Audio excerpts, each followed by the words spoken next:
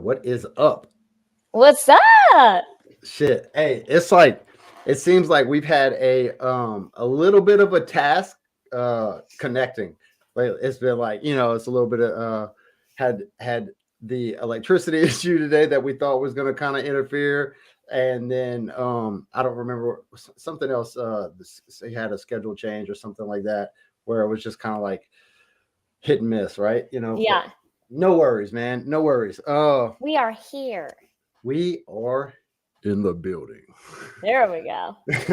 All right. So, um, man, so tell me about yourself. If you want to introduce yourself, um, or I could do a better job of this is Raelyn and you Raelyn or Raelyn? Raelyn.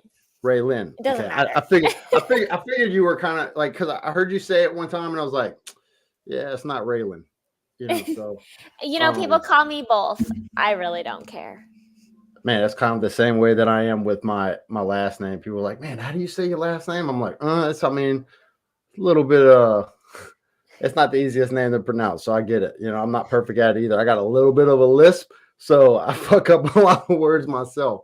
And but man, so you are officially a One Piece sponsored athlete, brand ambassador now. How does that feel? That is wild. It was very unexpected, very exciting, but when I started getting DMs about it before I'd even seen the video, I was like, did they just drop the video? And so I was like, okay, just overwhelming. Same to you though. Congratulations. That's Right. really exciting. And just like you, I had no idea that the announcement had taken place. And then my coach calls, or Jeff calls, and he's like, man, so we were like talking about some changes that were going on in the program and the Legionnaire program and stuff like that. And freaking he's like, man, so are you ready for some more change? And I'm like, I mean, what are you talking about? And he's like, well, what if you were just selected as a sponsored athlete? And I was like, and I mean, I just broke down and started crying. You know what I'm saying? Yeah. So, what was your like? How long have you been in the program? How long have you been a Legionnaire? Or using the products, or like, you know, Yeah, so I found First Form in 2014. So a long time ago, I was a senior in high school at the time. And I was severely underweight like my entire life. Also hated protein powders like no tomorrow. And at the time, Amy Hood won their athlete search. She was the first ever athlete they ever selected, and she was a professional woman motocross rider. So when she was like promoting them and everything, and she's like, they taste great, they're phenomenal. I was like, okay, I'm going to try them, but this is the last time I'm trying a supplement company because I don't trust them. Like when they say it tastes great, I'm like, are you sure? When I got my first package, that was it. I was like, holy cow, the most amazing tasting stuff. So the taste brought me in. Then, I used them on and off for a year. I wasn't very consistent with it, but it helped me put on a lot of lean muscle, which I've always struggled to put on. And then I reached out to them asking how I could become part of the family. And they were like, oh, we have this program called the Legionnaire program. So I believe it was the end of 2016 that I really was brought on to the Legionnaire program. So I've been in it for quite a few years. I've entered every single athlete search since 2015. wow, if that's So not consistent as fuck, huh? yeah, Like, hell yeah. it was a long time, just never giving up type of thing. And then I kind of fell off the train. I still entered the athlete searches, but like as a Legionnaire really was not good. When JC Everett, who is my coach, he called me, I want to say it was April of 2019. It was like, hey, Raelyn, my name's JC. Want to get you back in the program. Don't know where you've been, but if you're interested, like, love to have you on board. And so he dragged me on board. And ever since 2019, I've been grinding. That's what I'm talking about, man. That's incredible. Um, Yeah. you want to kind of elaborate and kind of share your journey. I've read a couple of the things that you've posted about, and I did notice that was like one of the things you just said. You were extremely underweight and stuff like that. It was hard. You're a hard gainer, right? Um, kind of like just some of the things that you've dealt with in your life from like growing up or whatever. Like what got you into motocross and stuff like that also. Yeah, so I guess I'll just kind of run through the whole thing. When I was little, ever since I was really little, I had severe debilitating anxiety. And my parents just kind of put me in dance, thought it was something that a little girl would be good at, whatever. And so I was a dancer for a long time. Always really underweight. I mean, just so tiny. By the time I got into kindergarten, my doctor was like, this girl looks emaciated. Like, she looks like she's been starving. You guys need to put her on Pediasures to help me gain weight. And they bought Pediasures. I tried one and I was like, no doctor's going to tell me what to do. And I remember seeing that on one of your posts. And my mom still tells me today, like, she hasn't changed. So I wouldn't take them. They were just gross to me. So I just kind of dealt with being small. And then when I was 8 years old, my grandpa passed away, my dad's dad. And he was only 63 years old. And my dad was at the time just working really hard, saving money, investing in the stock market. But he would never go out and do stuff like with his money. But then when his dad passed away, he's like, oh my gosh, life's too short. I might not even live to the age of 65 to retire. I got to go out and do something with my life. So he bought himself a dirt bike. And I was in ballet, and he did not expect me to bug the bejesus out of him for a dirt bike. But every time we would go to the Honda Suzuki store, I would sit on this little Honda 50 and I would beg the shit out of him. It was like, can I have it? Can I have it? Can I have it? Can I have it?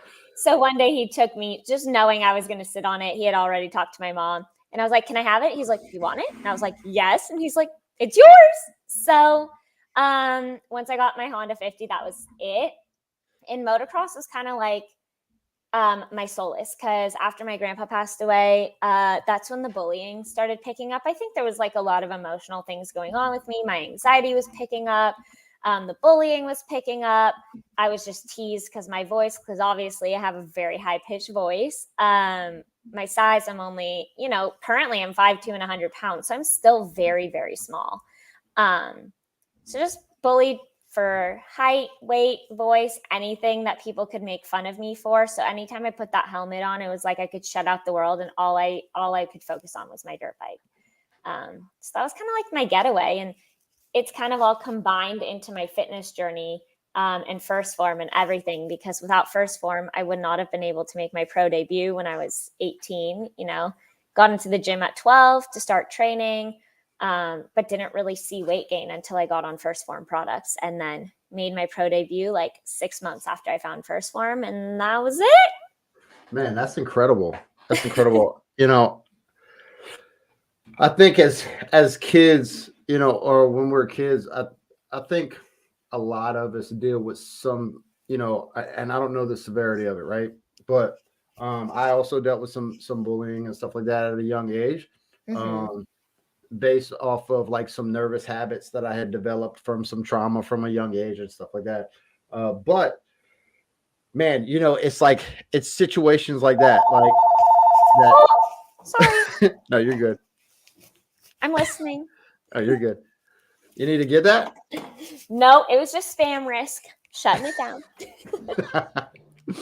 But situations like that in life, whenever you have things where people pick on you, people bully, like the mentality that I have, and tell me if you feel the same way. Like when people target you like that, like later when you develop this like vicious, relentless work ethic, it's almost like, I will run across and I heard Goggins say this, right? I will run damn near across the world to make sure you fucking see me shine. Yeah. You know what I'm saying? And like, and now it's like you're on this like massive platform, you're doing your thing, you went pro at 18. That's incredible. You take these things and you carry them with you to use them as fuel. And that's the main, reason that I like to bring people on here. Cause like any type of elite level mindset type person, I try to share that. Like, I might not be able to connect with everybody, but somebody might hear something that you say that really connects with them even deeper. You know what I'm saying? Like somebody might be just kind of following me, checking me from a little bit of a distance. Like, oh, okay, I'm just kind of waiting on them to say it. And then you come on. And that's why it's like the whole community with First Form, right? How diverse are we? What do our athletes look like? You know what I'm saying? We have, we have pro dirt bike riders. We have, extreme endurance athletes. We have CrossFitters. We have bodybuilders. We have, all these different people. And right now I'm kind of race car drivers and stuff like that, right? Yeah. What other company invests in people like that? The diverse culture of, like we have like people that Derek Wida, who's, was shot in the leg and stuff like that. And then, like, and you put these people like, that's so awesome to be able to invest in people like that. And First Form does that when, there's a lot of companies that don't. Totally. And that's like a big thing that stuck out to me was like after I had been tasting all their stuff and I realized that it was more than just the taste. Like this company cares about people.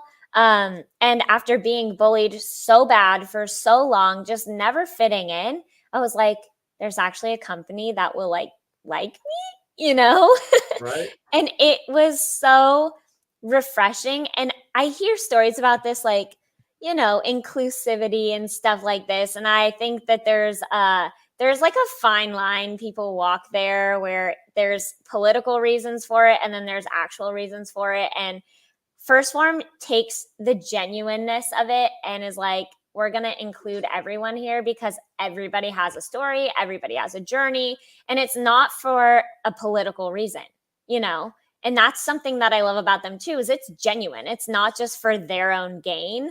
And so that's huge for me. And I think it's huge for you too, because like you said, you've been through the ringer, you've had your own experiences, and to have a company that's like, you know what, your past doesn't mean anything. Your future doesn't mean anything. It's what you're doing right now in the present moment. That's what matters. That's huge for a lot of people. Yeah. Yeah. No, I agree. And there's so many people out there that might be kind of scared to live their goal. Like coming from the life that, I struggled with addiction and suicide and stuff like that for like a little over 13 years. And, it's one thing to make it out of that lifestyle and then do well, right? It's another thing when, like, how willing are you to put the work in and reach back? Like, okay, so you can come out of the flames of hell, but how selfless are you? Can you reach back? Can you get strong enough mentally to reach back into those flames, to revisit the past that you came from, to try to pull somebody else out, right? So that's kind of, that's been a major part of my journey. Like I'm working on becoming a volunteer at one of the local prisons and stuff like that to help inmates and veteran inmates and stuff like that. What other stuff do you do on the side outside of the riding? So outside of riding, my boyfriend and I go rock climbing. He loves to rock climb. We used to go a lot. So he is also a professional motocross rider. I met him when he was 12 and I was 14. #cougar. But our parents actually worked together. We found out we rode. We made our pro debuts on the same exact day too, which was really cool. But he experienced major burnout, like unlike any other burnout I've ever seen. Because, he was riding 4 days a week, pretty much his entire life. He started pretty much working at the age of 8. So when he was burnt out, he couldn't even really look at his dirt bike. So he wanted to learn how to rock climb.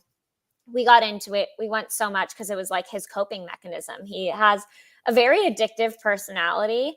So it's good that neither of us have had like a sip of alcohol or done a drug ever. Like we're both as clean as it gets. But, yeah, he is a very addictive personality. So we would continually go climbing. So I got burnt out from it, but we're getting back into it where we can go at healthy rates. He highlines, which is like tightrope walking across like big valleys. So I like to watch him do that. My Holy shit. favorite. Yeah, he's crazy. That's wild. Yeah. And he like trick lines, does all these crazy tricks. He's just so athletic and so good at everything he does, which is really cool. But then like my favorite sport outside of riding is I love dance and I love snowboarding. So I got into snowboarding 2013 and I just love sending, like just going fast. Snowboarding is so dope, dude. I did that one time in high school, and like I didn't want to put on skis. Like I've never skied. I literally got out there and just kind of had a natural talent for it. Got out there, did one little class for like, I don't know, like 2 or 3 hours or something like that. Yeah. Next thing you know, look, hey, next thing you know, I'm going up the mountain and then take, I don't remember, because this is like a lot of drugs and a lot of alcohol ago. Freaking, I don't remember if I went on the wrong lift or if I took the wrong, like if I just went left or right or something like that. But I ended up on like a fucking black diamond or something. Oh like no. And this is like day 2, right? So like I'm on a green, like slow, going down easy and everything like that. And I'm, kind of like toying with I was supposed to go on a blue and I ended up on a freaking black, dude. I was just like, I got down. I had this like little like kind of goatee, ratchet ass goatee in high school, and I get down and I look like freaking like maybe like Wim Hof or something like that, dude. Like my eyebrows are like frozen. I have like icicles hanging off my eyelashes and my little whiskers and shit. I look like and I'm like I couldn't even stand up long enough to go. Like the second that I would get straight, I had to like try and hurry up and turn and like try to dig my heels in because it's just too much. I was I'm just flying, bro. Like, and man, so hey, like, and look, I'm a little bit of a shit show because I'm all over the place, right? I'm ADD as hell. All good. That's how I live my life. You were telling me about your first dirt bike, the 50. I had a little yellow Yamaha 50. And this little thing, man, look, I think I used to ride it and I didn't look like down like future. Like I didn't look like I don't know, maybe 2 seconds ahead of me. Yeah. The only thing I knew what was in front of my like front tire, and then like I go in we're riding at the airport and I want to run through this water puddle. And I'm beep, beep, beep, you know what I'm saying? I'm going and then freaking I hit the water puddle. Well, guess what's on the other side of the water puddle? The hanger. So I couldn't stop. I mean, I just bang into the hanger. Like freaking had a little shiner on my forehead. And then man. I think it was like a couple, I probably embarrassed the shit out of my dad doing some dumbass stuff like that, right? But like a couple weeks later or whatever, I freaking jumped this hill in the yard and freaking hit a tree and I bent the forks in half. And like, bro, that was it. I had a concussion. I had a shiner on my forehead, like the size of a freaking golf ball, dude. And I'm like 6 years old. So people ask me, they're like, when we talk about my TBIs and stuff like that, the traumatic brain injuries, which were developed while I was in Iraq. The funny part is that I was dumb enough that I probably had enough head injuries from whenever I was a kid as well. Did you ever do it? You're like, I've done all the damage already. Don't worry. Yeah. Did you ever do anything wild? Like what kind of accident? Have you ever had any kind of wild accidents on your dirt bike? Luckily, knock on wood, I am not a big crasher. So I have this wild record where I've technically only broken one bone in my entire, 18 years of riding, which is pretty unprecedented for most people, especially people who ride 2 to 3 times a week for many of those years and race at the level that I did. So I'm really lucky. in that sense, I also think that I attribute part of it to I've let the fear control me in certain ways. So it's held me back from being as fast as I could. But couple injuries that I've had. One of them, so brutal. I was doing a triple. I would say the triple was probably about 70 feet long. And I had been hitting it week after week after week. But I go to the track and they changed the face of the jump, which is the takeoff. And I was like, this is different. I definitely need to go faster, but I'm not sure. And then I saw a guy hit it. And I'm like, no, I don't need to go as fast as I thought I did. So I go and I try and hit it. And I see that I'm not going to make it. So with the triple, it's 3 lumps. And the third lump, I'm coming at it. And I'm like, oh no. So I smack on this thing and my stomach takes the handlebars. It flips me off the bike. I do a full 360 flip in the air, land on my hands and knees, and I'm just like, no, wind knocked out of me. I'm like, and people are running over to me. I can't breathe. There's all this bruising on my stomach. I had a steering stabilizer at the time, and it was on the top of my handlebars. And so I had this perfect like indent and it looked like a smiley face on my stomach. So people are all cracking up because they're like, well, you at least have a smiley face on your stomach. I'm like, I'm not smiling. This hurts so bad. They call 911. I'm like, I don't want to be taken out in an ambulance. I'm like, this is ridiculous. If I can talk now, if I can breathe, if I can stand up, I don't need to be taken out in an ambulance. So they made me sign off so that they're not liable, whatever. And it turned out I bruised my liver and my spleen. But like the crash was just, some people said it was so funny because I did this whole flip and landed on all fours like a cat, So that was one of them. I would say that was probably the most excruciating pain I've ever been in because every time I ate a bite of food, like I could feel the food just smack my stomach. Like just boom, every bite of food for a week. I also walked like an 80-year-old man with like a hunch because I couldn't stand up straight. I feel personally attacked now. That's like me. Every time I strain my back, I'm like, oh god. Oh god. Yeah. Like not an 80-year-old woman. I felt like an 80-year-old man. Like, let's just be real. No, I'm just kidding. Yeah. But so that was probably like my funniest crash. I've had one where I knocked myself out and woke up to like paramedics all around my face. Slight concussion that day, swapped in the whoops one day, got a concussion. And then I broke my collarbone. But my dumbest thing ever was I was 12 and I went on a track that was just watered and I just slid out and I was too short to hold my dirt bike up and I dropped the handlebar on my foot and I had like hairline fractures in my metatarsals. So I don't really count that as a broken bone, but it was like the dumbest crash. It was like, boom, handlebar straight into the foot. Damn it. Yeah. So man, fair share of injuries, but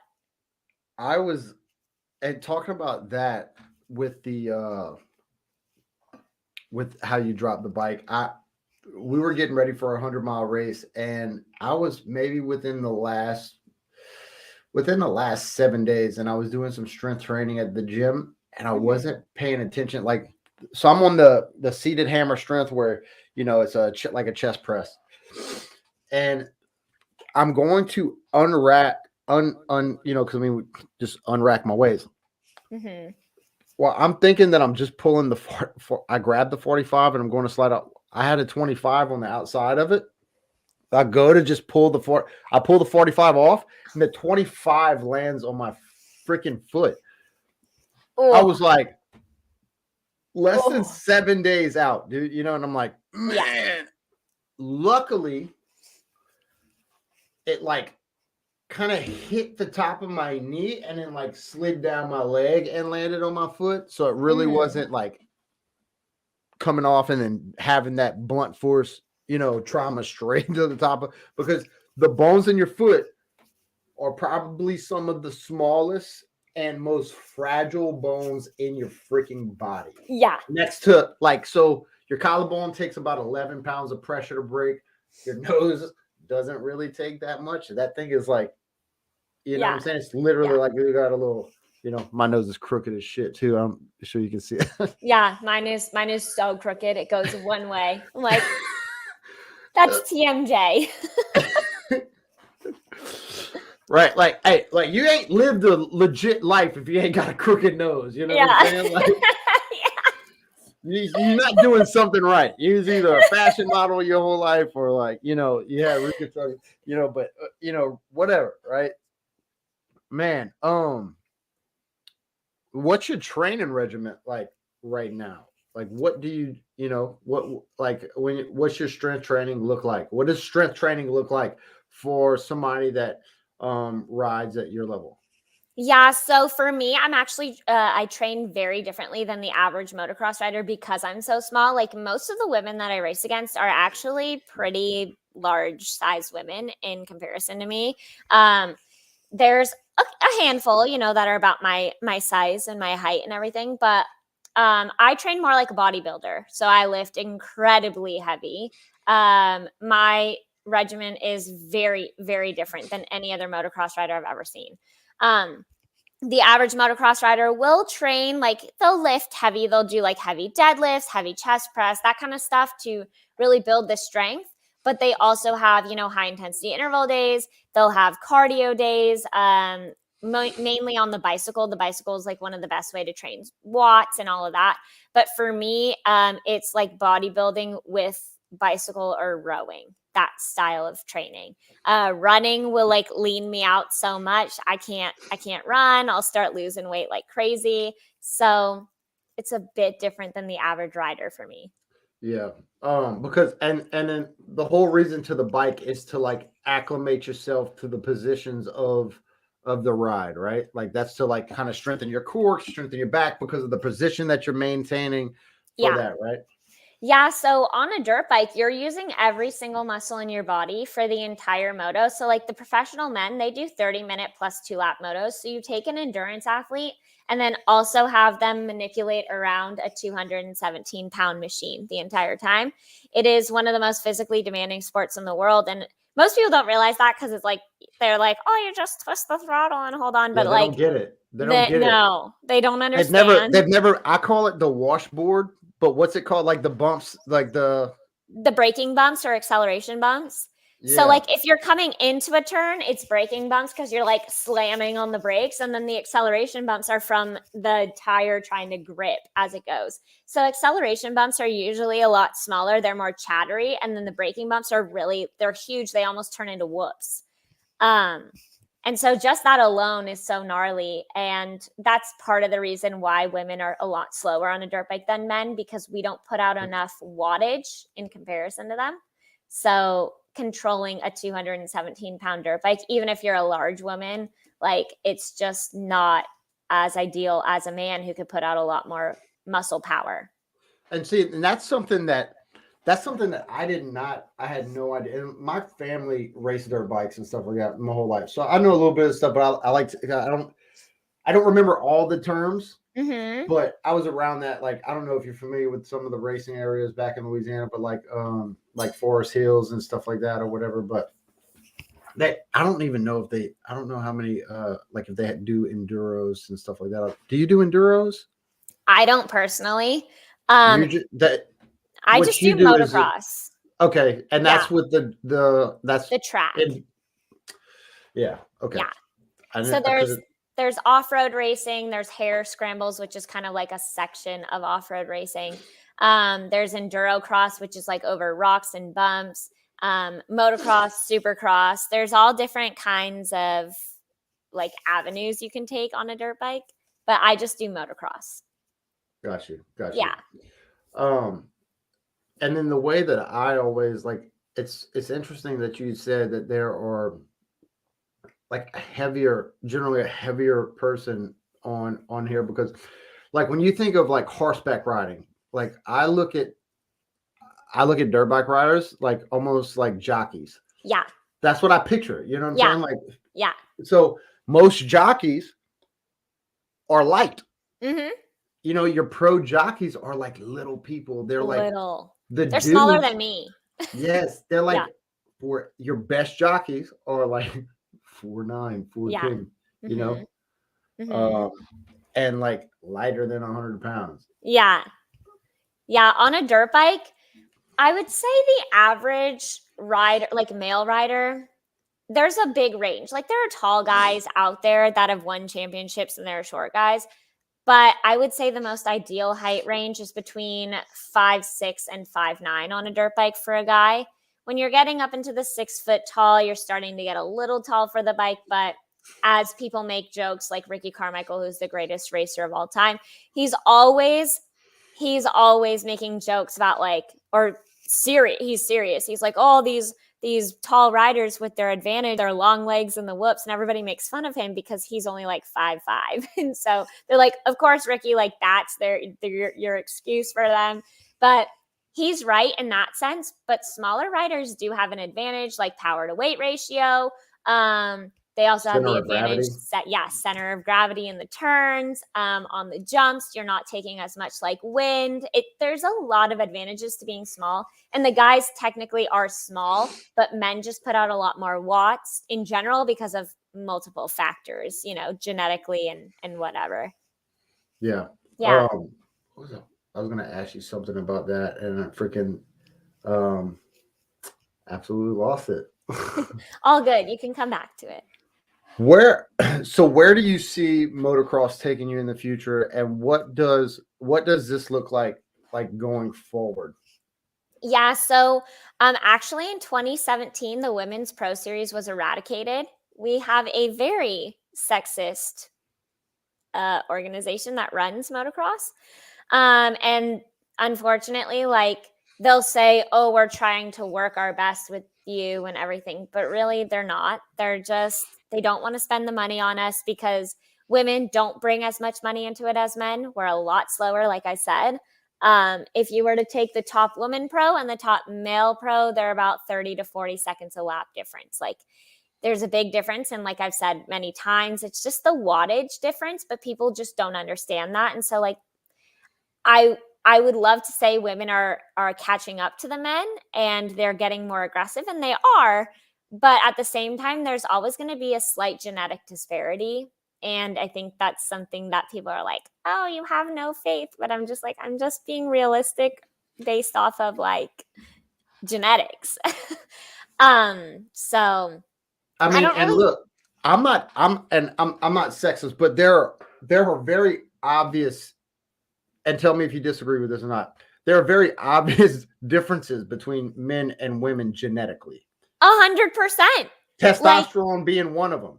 Yeah, that's one of the biggest factors. And then women, we assess risk more. Like we'll look at something and be like, oh wow, like I could get hurt doing that, and if I get hurt, then I might not be able to do this. And guys are like, well, I'm just gonna send it. Like like rationality becomes real. I'm not a person that's like, with everything going on in the world and like equality, women equality and all this stuff, I'm like, okay, let's be real. Men have their place, women have their place. And I'm all for women in sports doing the best they can and being the best that they can. And I'm all for women getting paid while doing it because they are the best of women.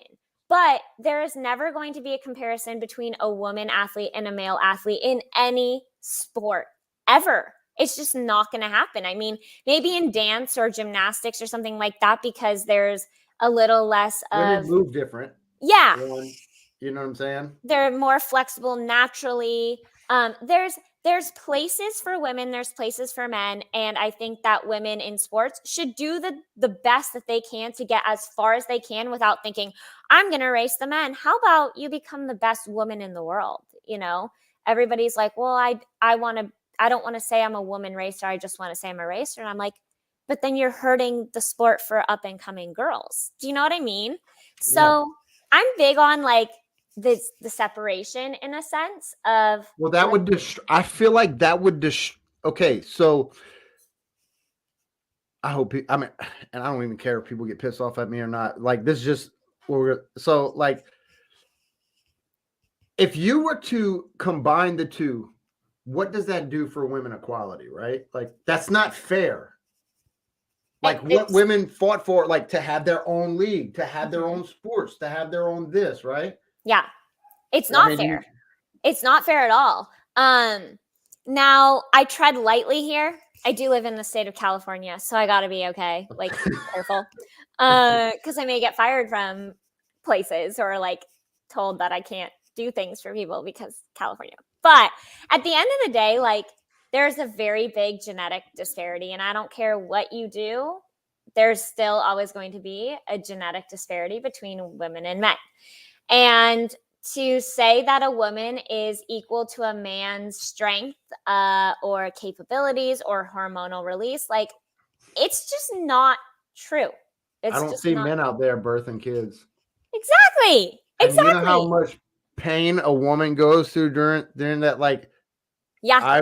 and not that movies make anything, but okay, so when you talk to people or about having kids and stuff like that, the amount of like this might sound crazy, but I like to know the amount of wattage somebody puts The out face.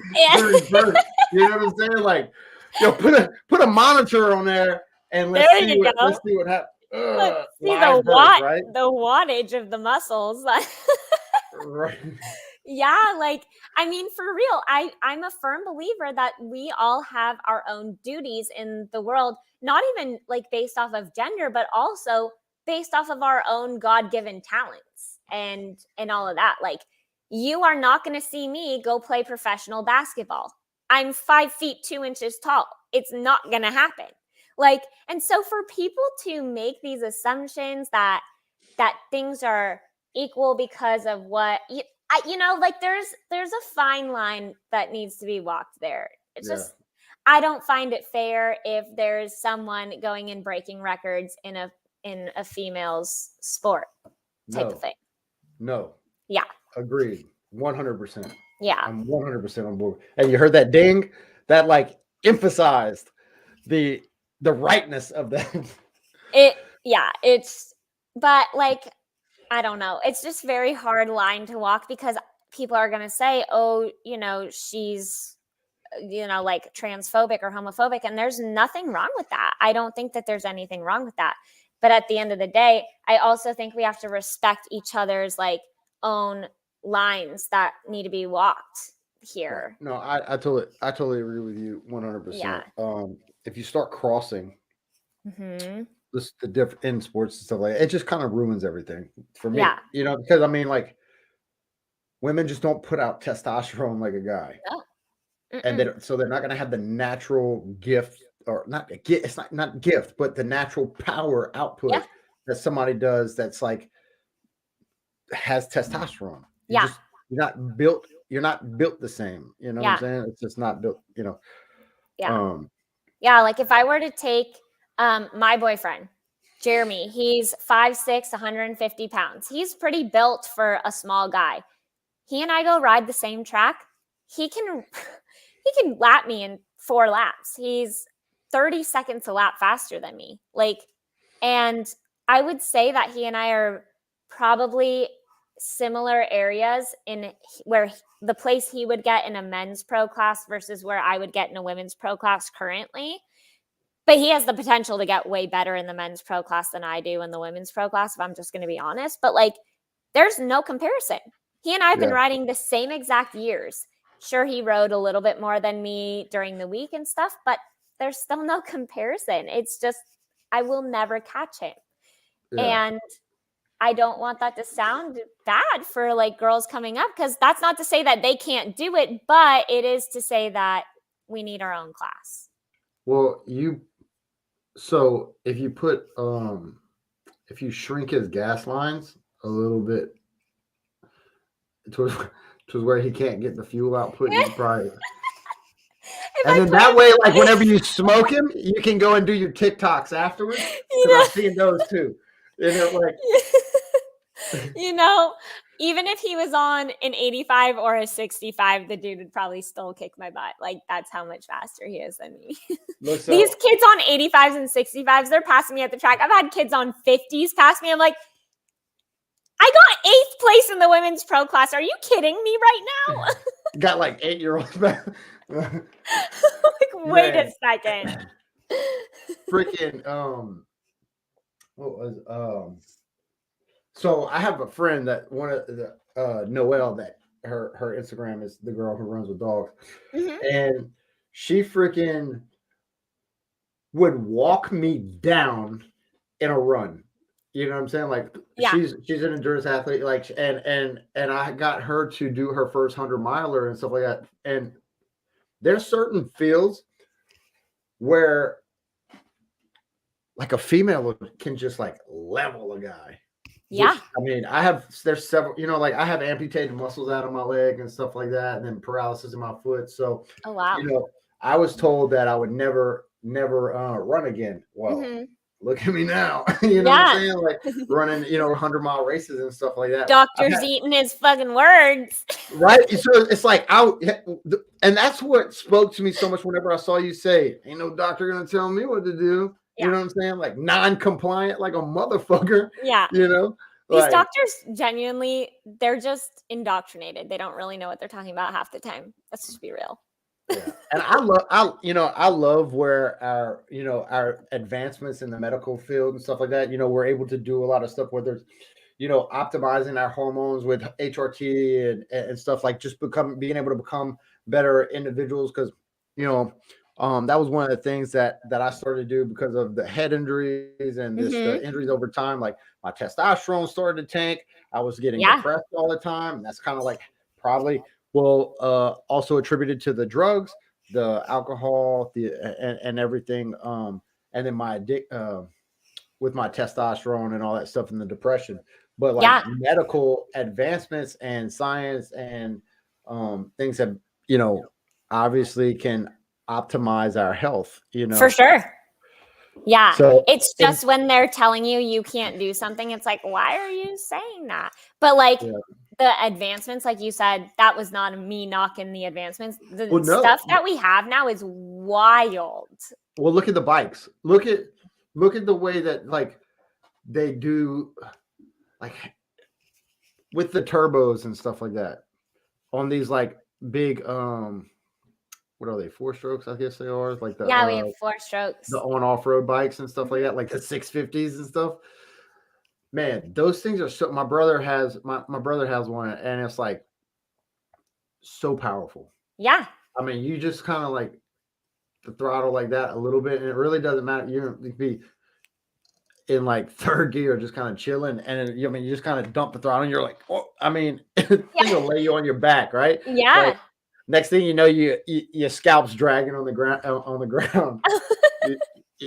Freaking, or like you end up with that. What's the you ever bench your like doing a wheelie and stuff like that when you maybe, I don't know, whatever. Like I've messed up a couple times doing wheelies where like I folded my my rear fender in half. Then you get the little crinkle in it, from doing dumb shit. Yeah. I mean, for sure, the technology and everything is pretty gnarly. So I think there's a lot that comes with technology, both good and bad. But I love that, like you said, with the head injuries and stuff like that, there's so much they can do now that they never used to be able to do. And just using that technology, I mean, certain people have like brain stem like implants now, where it helps their brain connect to their spinal cord. And there's just stuff that is life-saving. Well, even with hearing, look at all the hearing improvements, like the cochlear implants and stuff. Like actually the most winning, I think she's the second most winningest, but maybe the most winningest are the women's motocross champion. Her name is Ashley Filick. She's fully deaf. She didn't even get cochlear implants as a kid. Like her parents opted out of it because they said she wouldn't be able to do like contact sports, and they knew that she'd probably be interested in like motocross because that's kind of what was going on in their family. And she has won championship after championship just from like learning the vibrations of the bike. So some people opt in for that stuff and other people opt out. And it's so wild to see someone who's like opted out be as successful as she is. And then on top of it, she's like the sweetest person ever, having all those championships. And then she just talks to me like I'm some sort of like friend she's had for forever. And I'm like, wait a second. I looked up to you when I was a kid. So humble. Like, I think that's such I'm kind of glad that you brought that up, because like the first time that I met Andy and Sal and these people, like, and then, some of the other athletes and stuff, like the people that are part of First Form and people that I've looked up to, because like while I was in PTSD and TBI treatment, these were people, podcasts and stuff like that I listen to, and then I get to meet them, and I'm like, bro, legit, such humble people, the Mm-hmm. kindest people you'll meet. You know what I'm saying? Mm-hmm. Like, and I think it's so important, that having that kind of leader is so important because it's made me better. I'm like, okay, I see the level that you perform at, Yeah. and humility, what humility does for you and stuff like that. And there's nothing wrong with having an ego. There's nothing wrong Mm-hmm. with having an ego. I believe it's important to have an ego, but at the same time, humility and what humility does as far as like being approachable and being able to help people and stuff like that. Because you can't put the ego to the side. That can be very, very crippling as well. Yeah. Yeah, I think you need that healthy balance between the ego and everything, but you need it. I mean, you're not going to succeed at anything if you're not like pushing yourself to be better, or you're not hard on yourself in certain ways, and you just got to do it in a healthy way. But a lot of people let that ego become their like identity, and it shouldn't be your identity. It should just be like a piece of you that drives you, like in winning. Tim Grover talks about the dark side, and the dark side is really it's the ego, right? Yeah. So you need to have that within The you. ego, the demons, the past, Mhm. whatever kind of fuels that That fire and that fire. spark, that deep passionate intensity and stuff like that. Yeah, 100%. You can't live without it. But you also can't like let it control You you. can't And feed it too much. You know what I'm saying? Like yeah. Matthew McConaughey says, we all got two wolves inside of us, Hmm. a good one and a bad one. They Which both got one? they both want to eat. Which one are you gonna feed, right? Yeah. Yep. Um, man, look, we're kind of running out on time here and stuff like that. I know you got some other things to do. I really appreciate you coming on here and talking with me and chatting with people and stuff like that. What what is a mantra that do you have any mantras or any words of affirmations that you like to use whenever you like visualize? We're going to kind of wrap this thing up, and like, so tell me that, and then something that you would tell somebody that may have been bullied as a kid, people that looking to get into motocross or anything. What words of wisdom, mantras, and stuff like that do you have to tell people? And we'll wrap it up. Yeah. I mean, basically, what I live by is every moment is precious. Really. I lost my uncle to suicide in 2016. And so after he passed away, I really took my spirituality to another level. And I dove into Dr. Joe Dispenza. I don't know if you're familiar with him, but Heard this of them. guy, yeah, I love him. And I have a quote hanging on my wall, and it says, if you want to break the habit of being yourself, you have to, what is it? Now I'm blanking on it because I'm on the spot. You have to, man, I can't think of it. It's like something like you have to break the habit of being yourself and reinvent a new self. Or if you want to break the habit of being yourself, like, change yourself, reinvent Nothing's going to yourself. change if you never change. Yeah. And Yeah. so I was always afraid of change. I was always very stagnant in my life in certain ways. And I think that's when we get anxious, um, is when we're not changing, we're not growing, we're not evolving, which is part of the reason why we're here, is to evolve and change. And so I just live by like every moment's precious. What can I do to be the best in this moment? And how can I progress myself so that it's not only benefiting me, but it's benefiting everyone around me and the collective and everything. Um, and I just want to carry on my uncle's legacy of just being a very happy person who was really destroyed by the pharmaceutical industry.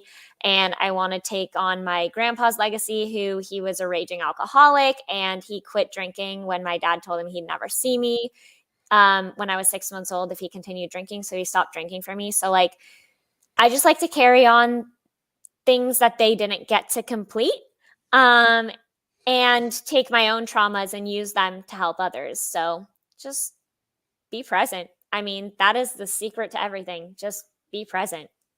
We have very like very different, and then I think the thing that ties us together, that the people that battle adversity and trauma and stuff like that, we have a very like mind, right? Like, Hmm. as far as we don't have the same formula for how we got here, You know what Yeah. I'm saying? Like, because you didn't do the drugs and the stuff like that, like I did, Yeah. but I did. But it gave me such a wide reach on people that I could connect with and stuff like that.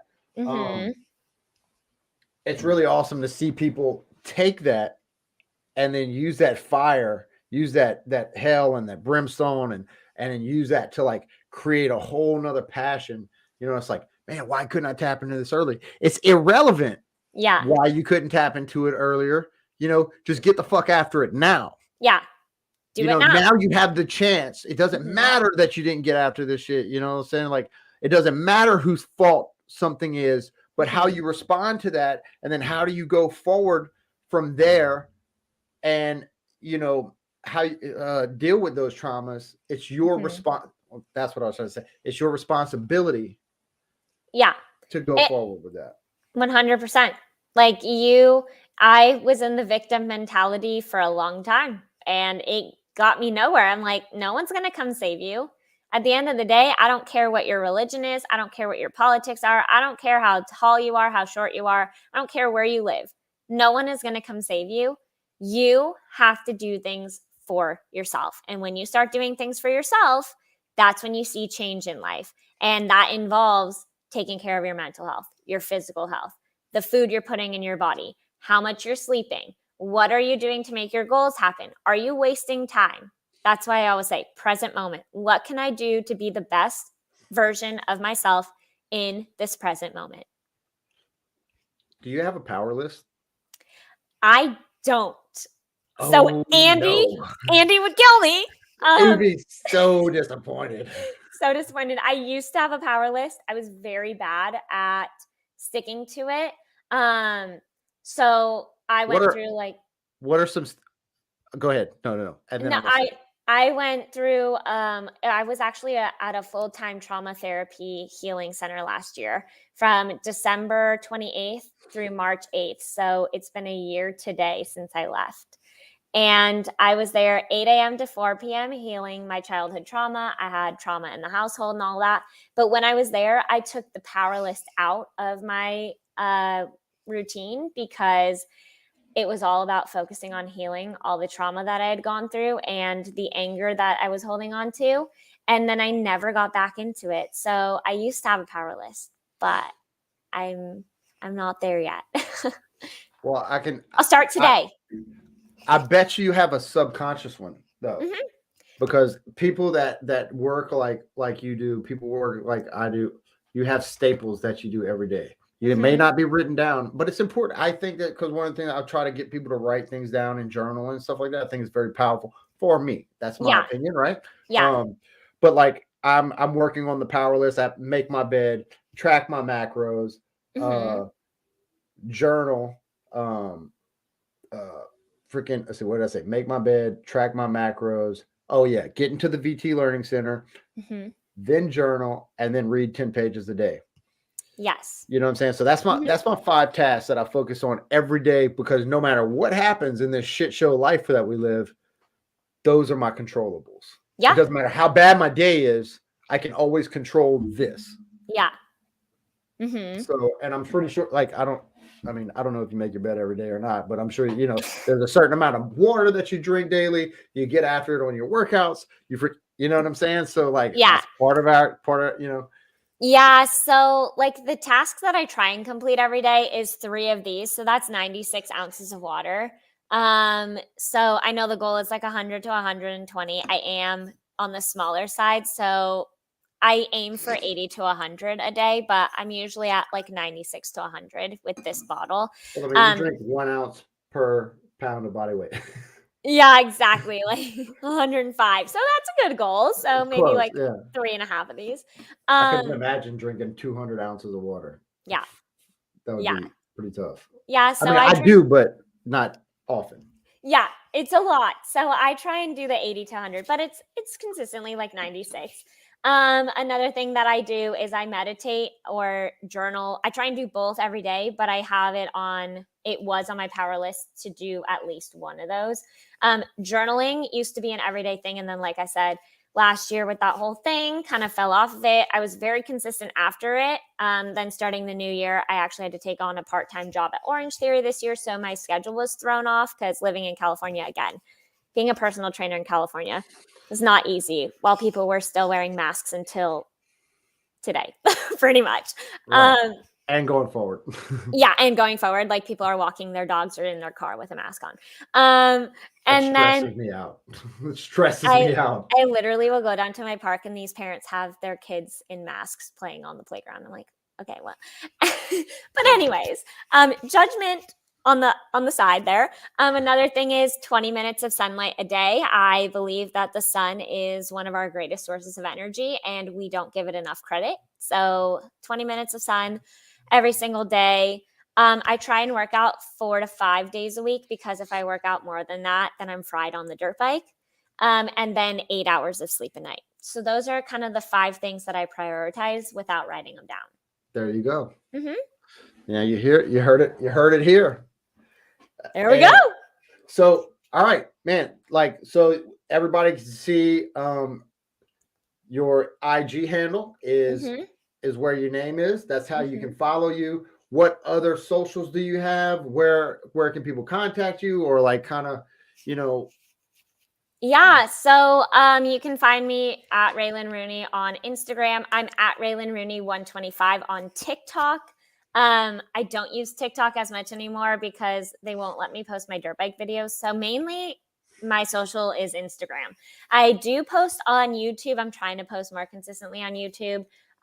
Mainly motocross training videos, but on occasion I'll do like vlog style things for people who like to see that. And then people can contact me in my DMs on my Instagram or at raelynrooneyfit@gmail.com. I try my best to email everyone back within like 24 to 48 hours. Nice. Yeah. Man, thank you so much for jumping on thank here. you. This was awesome. I think it'll be cool for people to see and obviously hear your story of overcoming and stuff like that. Man, I'm really excited to grow with you as sponsored athlete partners. You know what I'm saying? Like coming into the man, it's just exciting. This is exciting. It's fun. I'm having a blast. And then, obviously being able to invest in the team and then hear your story and stuff like that. Super excited for our journey. And are you going to Summer Smash? I'm going to try my very best. I'm making it my priority. There you go. Awesome. Yeah. So I hope to get to connect with you at Summer Smash. All right. I'm going to end the broadcast and then I'll see you in the studio. Just hang on a second. All righty. Thank you. Thank you.